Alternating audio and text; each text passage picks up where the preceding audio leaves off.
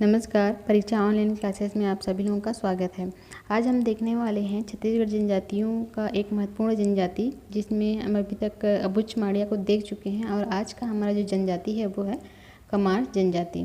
तो कमार जनजाति के बारे में आपका मेंस और प्री दोनों के हिसाब से हम देखेंगे और लगभग करके हमने सभी इससे संबंधित जितने भी फैक्ट्स हैं उसको हमने यहाँ पे शामिल किया है और जितने भी क्वेश्चन बने हैं यहीं से बने हैं, इससे बाहर के क्वेश्चन अभी तक तो फिलहाल नहीं बने हैं।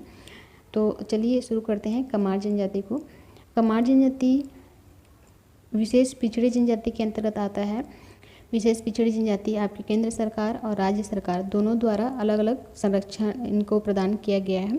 तो कमार जनजाति विशेष पिछड़ी जनजाति के अंतर्गत आता है और इनका संकेंद्रण हम देखें तो रायपुर संभाग के अंतर्गत विशेष रूप से ये पाए जाते हैं और ख़ासकर रायपुर संभाग में आपके गरियाबंद, धमतरी और महासमुंद, यहाँ पर इनका संकेंद्रण अधिक है।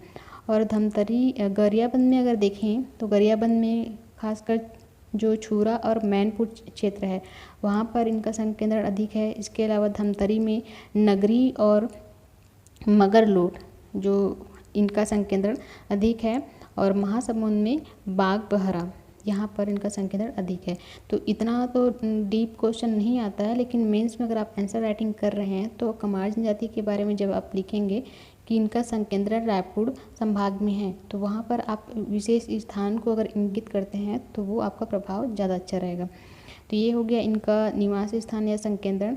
उसके बाद 2011 की जनगणना के हिसाब से देखें तो 2011 की जनगणना के हिसाब से इनका जो जनसंख्या है 26,530 है, जो अगर देखेंगे कुल जनसंख्या में काफ़ी कम है।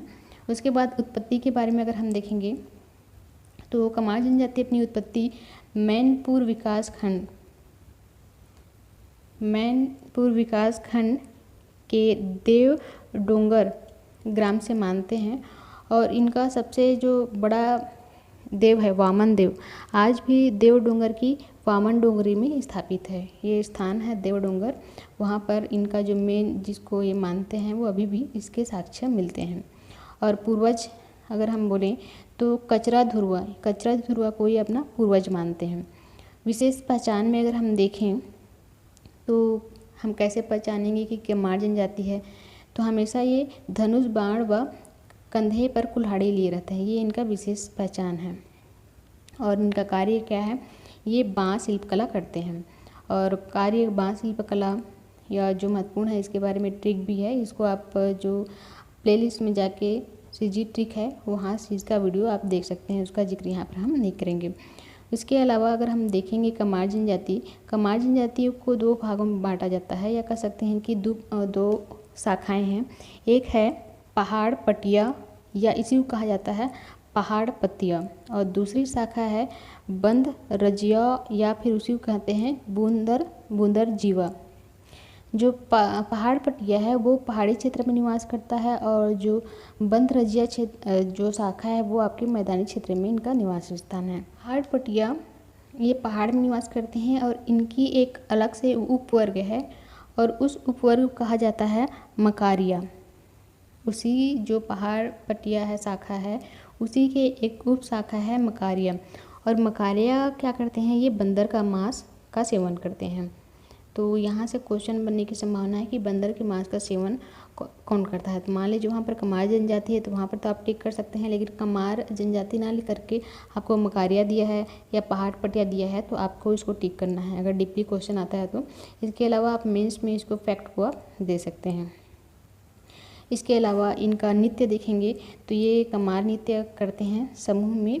इसके बाद हम देखेंगे जब ये शिकार पे जाते हैं तो जो भी इनको शिकार मिलता है उसको सबसे पहले सर को कलम करते हैं और वन देवता को पहले अर्पित करते हैं, उसके बाद ही उस शिकार को अपने भोजन के लिए अपने घर लाते हैं। इसके अलावा ये घोड़े को छूना निषेध मानते हैं, मतलब घोड़े को छूना इनके उसमें कल्चर में पूरी तरीके से वर्जित है और साथ में बाल कटवाना भी अपराध समझते हैं, मतलब ये बाल नहीं कटवाते। लोहे की पूजा करते हैं और लोहे की जो पूजा करते हैं उसको दुर्गा देवी के रूप में उसकी पूजा करते हैं, मतलब देवी मान के उसकी पूजा करते हैं। इसके अलावा इनमें गोदना गोदना का जब भी जिक्र होता है तो कमार जनजाति, गोदना के बारे में भी एक अलग से पूरा अलग वीडियो है, उसमें पूरा जो सर्वाधिक गोदना गोदाने वाले कौन सा जनजाति गोदना शिल्प कला करता है, गोदने का काम करता है और गोदना प्रिय जनजाति, सभी के बारे में डिटेल्स उसमें बताया गया है, आप जाके उसको देख सकते हैं। तो जब 8 से 10 वर्ष की उम्र के हो जाते हैं तो ये देवार महिलाओं से गोदना गोदवाने का काम करते हैं और सर्वाधिक गोदना गोदवाते भी हैं। तो यहाँ पर क्वेश्चन फैक्ट ये बनता है, सर्वाधिक गोदना गोदाने का काम करता है ये कमार जनजाति और गोदने का काम कौन करता है, देवार जनजाति। इसके अलावा ये तो गोदना हो गया, मतलब एक तरीके से मानते हैं कि जो गोदना है वो शरीर का आभूषण है। तो गोदना गोदवाने सर्वाधिक गोदना गोदवाने का काम करते हैं। और जिस तरीके से हम अबुझमाड़िया में देखे थे कि महिलाएं आभूषण का प्रयोग करती थी और क्यों करते थे, गिलेट। गिलेट क्या है, चांदी के नकली आभूषण है, चांदी जैसा दिखता है पर चांदी का होता नहीं है, नकली आभूषण होता है। गिलेट का प्रयोग अबुझमाड़ी की तरह ये भी कमार जनजाति भी करते हैं। इसके अलावा इनका पेय पदार्थ का देखेंगे तो पेय पदार्थ है पेच है। इसके अलावा स्थानांतरित कृषि देखेंगे तो स्थानांतरित कृषि में आपका दाहिया कृषि करते हैं। पंचायत देखेंगे तो पंचायत के प्रमुख को कहा जाता है कुरहा, पंचायत प्रमुख कहा जाता है कुरहा। तो कृषि आपकी स्थानांतरित कृषि या फिर पंचायत, इसको हमने सभी को ट्री के माध्यम से देखा है। ये सारे वीडियो ऑलरेडी अपलोड हो चुके हैं, तो जिन्होंने अभी तक नहीं देखा है आप लिंक दिया हुआ है नीचे, वहाँ से जाके आप देख सकते हैं। मृतक संस्कार अगर देखेंगे तो 3 दिन का ये शोक रखते हैं।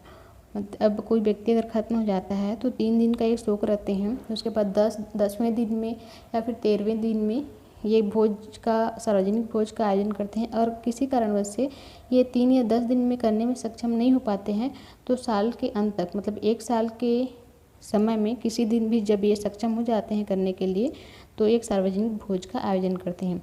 उसके अलावा जहाँ पे जिस घर में निवास करते रहते हैं और वहाँ पे अगर किसी की मृत्यु हो जाती है तो उस घर को वो छोड़ देते हैं और उसके बाद नए घर का निर्माण करते हैं। तो यहाँ से क्वेश्चन बना है और कई बार ये इंटरव्यू का क्वेश्चन भी बना है कि कौन से ऐसे जनजाति है जहाँ पे अगर किसी की मृत्यु हो जाती है तो उस घर को वो छोड़ देते हैं। उसके बाद विवाह को देखेंगे तो कमार जनजातियों के द्वारा अपहरण विवाह, और अपहरण विवाह को कहा जाता है पैसातुर विवाह। ये विवाह किया जाता है, अपहरण विवाह या पैसातुर विवाह कमार जनजातियों के द्वारा। और साथ में जो वधु मूल्य होता है सुकु भरना, इस सुकु भरना या सुकु जो शब्द है इसको जब हम अबुझमाड़िया देख रहे थे तो उसमें भी हमने देखा था कि सुकु होता क्या है, जब रिश्ता तय हो जाता है तो वर पक्ष के द्वारा वधु पक्ष को कुछ विशेष भेंट दिया जाता है, जिसमें हो सकता है खाद्यान्न हो सकते हैं, कुछ गहने हो सकते हैं या कुछ रुपये पैसे हो सकते हैं, उसी को कहा जाता है सुकु भरना। ये वधु मूल्य के रूप में दिया जाता है वर पक्ष के द्वारा। उसके बाद इसमें एक फैक्ट ये है कि जो कमार जनजाति है उनके कल्चर को ध्यान में रखते हुए डॉक्टर AC दुबे ने द कमार एक बुक लिखा है। तो यहाँ से ये इतने महत्वपूर्ण फैक्ट बनते हैं जिसको आप चाहेंगे तो आप पैराग्राफ के रूप में लिख सकते हैं, लेकिन मुझे लगा कि पैराग्राफ में लिखने से ज़्यादा अच्छा है कि पॉइंट में हम नोट करें, क्योंकि एग्ज़ाम में जब पैराग्राफ मान लीजिए इसी को आप 2 से 3 पैराग्राफ में लिखते हैं तो उतना समय नहीं रहता है कि रिवाइज़ करने के लिए। तो एग्ज़ाम में जाने से पहले आप इसको एक बार देख लेते हैं तो बहुत कम समय में सारे फैक्ट को आप रिवाइज़ कर सकते हैं। तो चैनल पर नए हैं, अगर वीडियो पसंद आता है तो लाइक शेयर ज़रूर कीजिए और अपना फीडबैक ज़रूर दीजिएगा। जो भी आपके विचार हैं उसको कमेंट के माध्यम से, या किसी प्रकार का कोई डाउट है तो कमेंट के माध्यम से ज़रूर बताइए, क्योंकि सामने से अगर फीडबैक मिलता है तो हमें भी अच्छा लगता है कि चलो मेहनत है, कुछ तो रंग ला रहा है या किसी के काम आ रहा है। तो आज के लिए बस इतना ही, थैंक यू।